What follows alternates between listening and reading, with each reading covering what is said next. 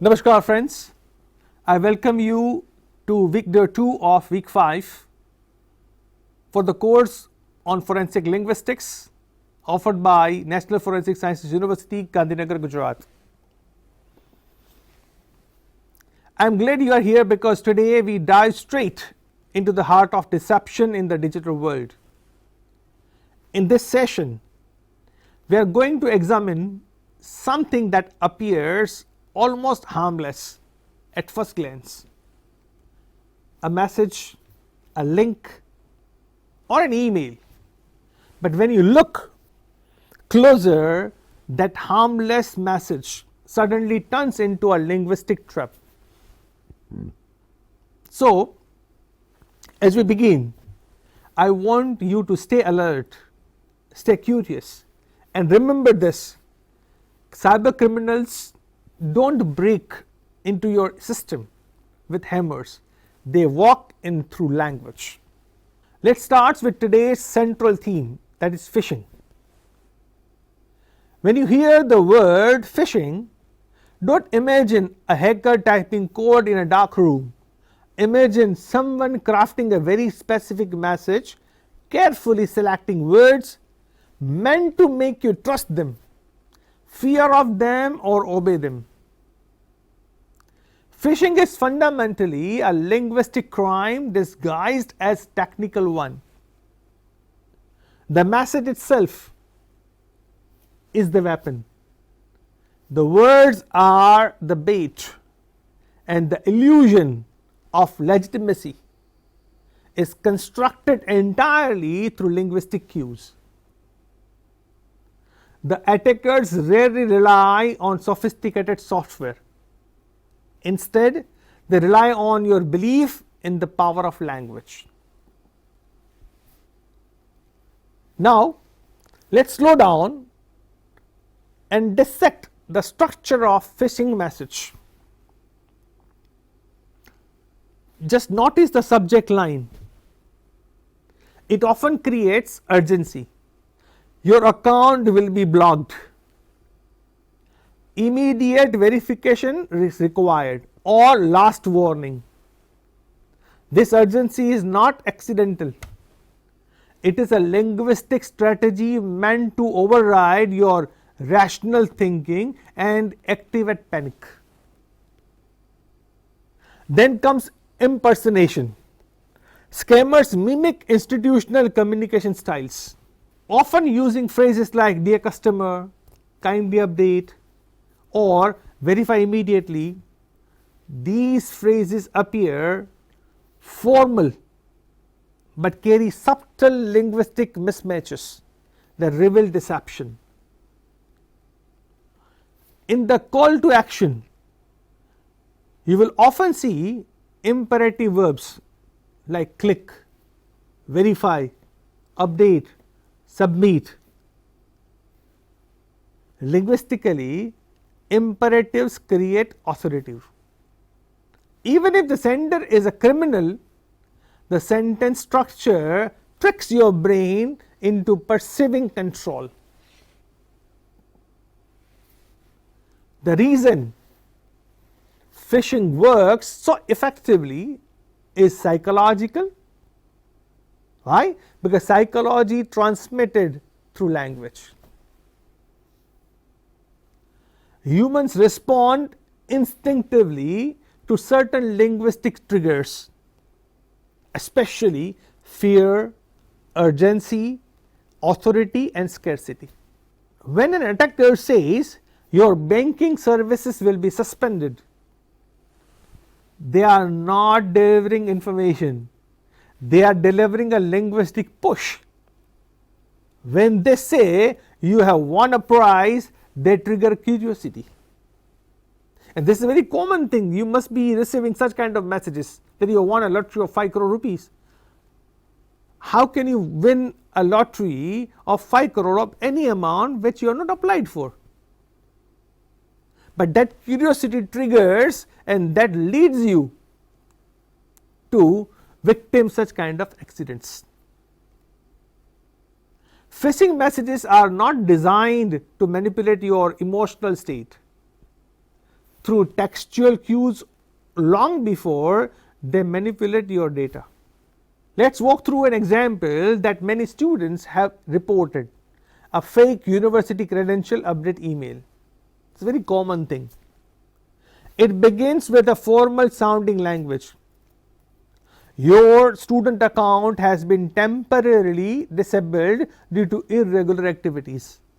Kindly verify to avoid disciplinary action. This is a common statement or common message that students generally receive. When we read this linguistically, see, superficially there is no problem. It looks very ordinary, it looks very informative, it looks very advising that you need to do something. But from linguistic lens, when you look at this, you will find several cracks appearing. The first one: universities rarely use threatening language. Second one: the sentence structure contains unnatural formality. The phrase like irregular activities or kindly verify, as I told you earlier, feel off. Third one is the tone oscillates between formal and intimidating, which is a common phishing signature. This example reminds us that consistency in tone is one of the hardest things for scammers to maintain, and this can be one of the best clue to dig out information and verify, validate, confirm whether it is genuine or not, if we reverse the pyramid. So, how do we identify phishing linguistically? It's very easy. Look for repeated urgency markers. Notice unnatural politeness that feels robotic. Observe mismatched registers, like an email may start formally but suddenly shift into a conversational style. You may also inspect the overuse of modal verbs like must, should, will be blocked likewise. These words impose pressure. Also evaluate the grammatical consistency. Even you will get some clues there too. Attackers often mimic institutional templates but fail to maintain the writing style throughout the message. These cracks become our entry points for linguistic analysis. Now, with the advent of technology and AI, phishing is no longer limited to an email. Today, attackers use SMS, WhatsApp, even Instagram DMs. The style varies based on where the message appears. If you talk about SMS scams, they use minimal text, relying on threat-based micro sentences. On the contrary, if you look at the WhatsApp scams imitate conversational tone, and many include emojis to appear genuine. On the other hand, if you look at the Instagram scams rely heavily on visual persuasion, but the linguistic principle remains the same, and that is each scam uses platform adapted language to gain your trust or your fear. So, that is the point where we get into for analysis. Scammers rarely say that I am a criminal. They say I am your bank, I am your university, I am the delivering company, and so on and so forth. Phishing attacks begin with identity construction. Linguistically, this appears through tone, vocabulary, sentence structure, and formatting. Banks have a particular writing style. Universities have another. Government agencies have yet another rhythm. Whereas, when it comes to linguistic style of messages, they do not match the institutional identity they claim, and the illusion collapses. As a forensic linguist, our job is to expose these kind of mismatches. Now, if you have idea, if you think that, if you assume that, why scammers reuse the same language patterns? We can discuss that here. If you notice, the phishing messages often sound the same. Your account has been blocked, your card will be deactivated, verify, validate immediately, like this. See friends, this repetition is not laziness, it is efficiency. Scammers rely on linguistic templates that have previously worked. These templates become part of cyber criminal culture, and ironically, this repetition helps investigators because recurrent phrasing links multiple attacks to the same linguistic ecosystem. Now, if you look at it, stylometric clusters with such kind of repetitive messages, a stylometric clusters emerge. One can find a typical pattern is appearing, and because of this, the attribution becomes easier to identify. Today, phishing is no longer a fully handcrafted. Attackers now use AI text generators to produce more polished, grammatical, context-aware messages. But even then, linguistic anomalies appear. Overlay perfect grammar, unnatural politeness, absence of cultural markers, these are all anomalies that help the forensic linguist to identify that this is non-human content, this is non-genuine content. AI phishing attempts still lack human linguistic intuitions, and that gap becomes our advantage. The way scammers are taking leverage of AI, as an investigator, forensic linguist can take the leverage of such kind of gaps. When the message feels cold, overly structured, or strangely neutral, it might not be human at all, and that opens a new chapter of linguistic detection. But thing is that we need to wear this lens, we need to look at the things from forensic linguistic lens, only then this is possible.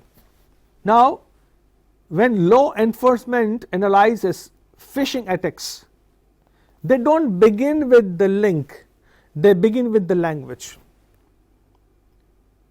What comes with the language? Tone, vocabulary, cultural reference errors, misspelling, punctuation rhythms. These linguistic signatures help locate the origin of the attacker. Sometimes a single vernacular word accidentally slipping in the message reveals the region of the sender. For example, if you look at India as a diverse country, and India has 22 official languages. If you talk about dialects, there are more than 3,500 dialects. Still, we can identify the person's area, person's region. If somebody is from Uttar Pradesh, somebody is from Gujarat, somebody is from the north, somebody is from south, somebody is from West Bengal, we can easily figure out with the speech, with the words. Why? Because the cultural reference is there. We call it MTI, mother tongue influence. You always have the influence of your first language. Fine. So in this way, a single phrase can reveal the linguistic community. This is where forensic linguistics becomes not just useful but indispensable.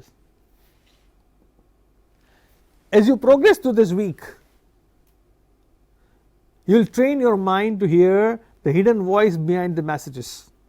See, if you want to wear the forensic linguistic lens, in that case, you don't need to just read the written message. You read it, why it was written. You read it in a way how it is written. You read it in a way what the writer is trying to make you feel. In that case, it will help you to analyze and reach to the root of the cause.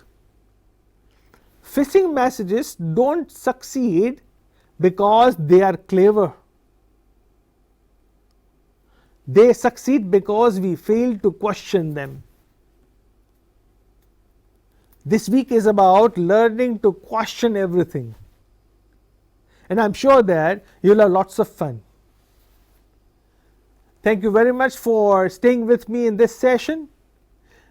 We have only just begun exploring how cyber criminals use language to manipulate, mislead and exploit. In the next video, we will go deeper into anonymous identity and stylometry in cyber communication, a fascinating area where language becomes the key to unmasking unknown offenders. I'll catch you in video number 3 of week 5. Till then, stay tuned. Thank you very much.